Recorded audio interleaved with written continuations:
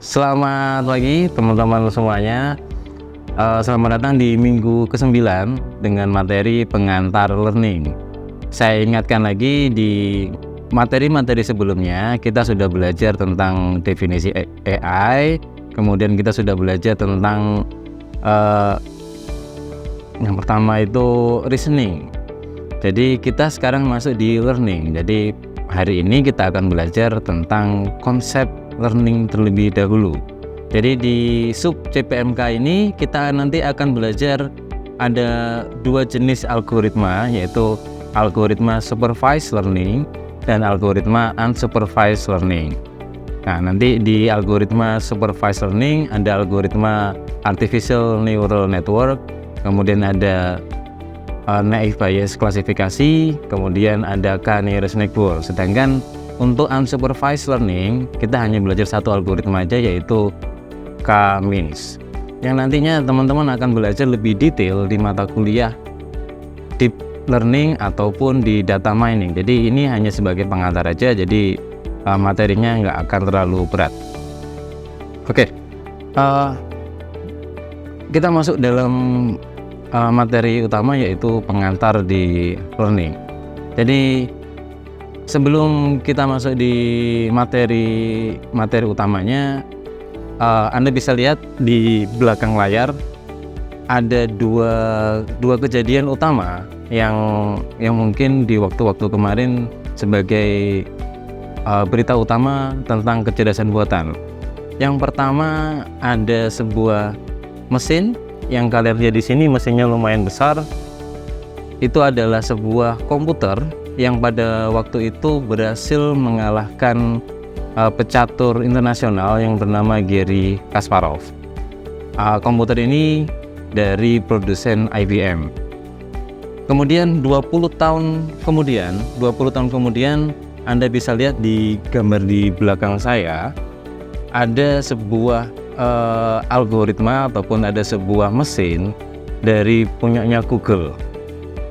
Nah, sama-sama. Jadi kalau mesin pertama itu berhasil mengalahkan pecatur ini ya, catur yang dari orang yang ada kuda, kemudian pion dan lain-lain. Kalau ini catur Jepang.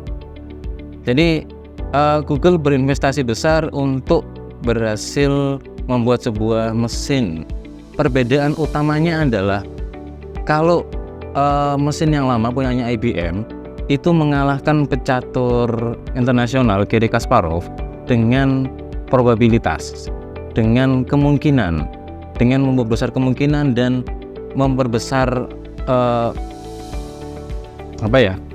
gerakan caturnya seperti apa. Tapi ketika yang baru ini tahun 2017, Google punya Google DeepMind. Jadi dia menghasilkan sebuah mesin yang bisa mengalahkan pecatur internasional yang bernama Lee Sedol.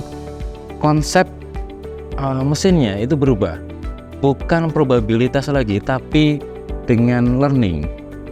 Jadi dia menciptakan sebuah algoritma yang dari nol, dari tidak tahu menjadi expert.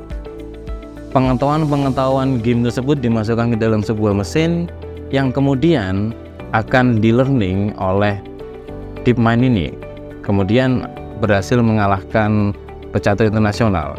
Dari sini, dari mesin ini adalah titik balik sebuah teknologi AI yang dapat learning.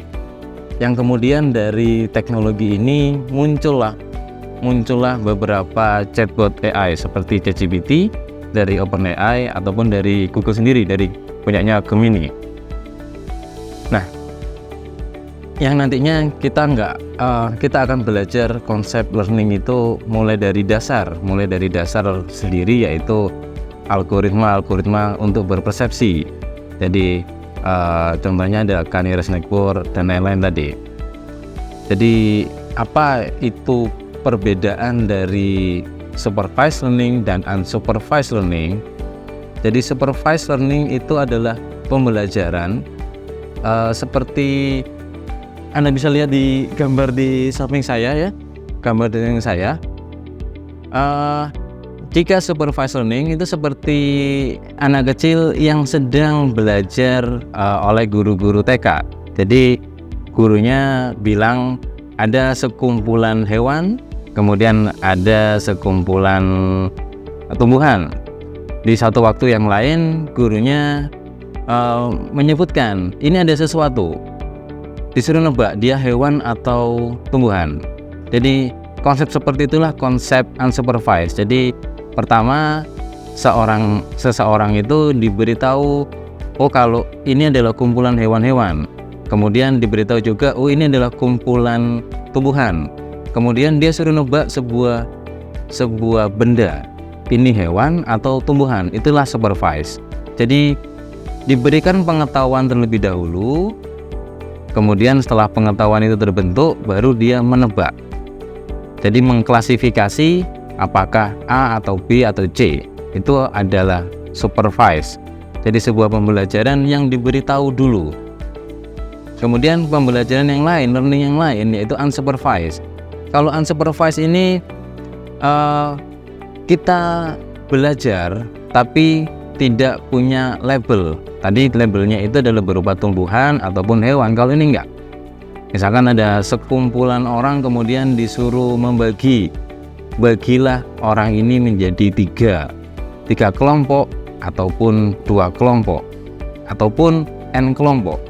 Itu yang nantinya kita akan pelajari.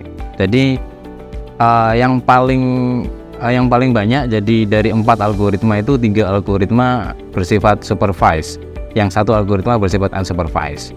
Jadi kedepannya nanti kita akan belajar konsep sederhana dari sebuah algoritma, kemudian setelah konsep dari algoritmanya, kemudian ada implementasinya, yang nantinya teman-teman harus mengimplementasikan program dan berupa studi kasus yang lain. Jadi itu sederhananya, kita ketemu lebih detail pada setiap algoritma di pertemuan-pertemuan di sub pelajaran ini.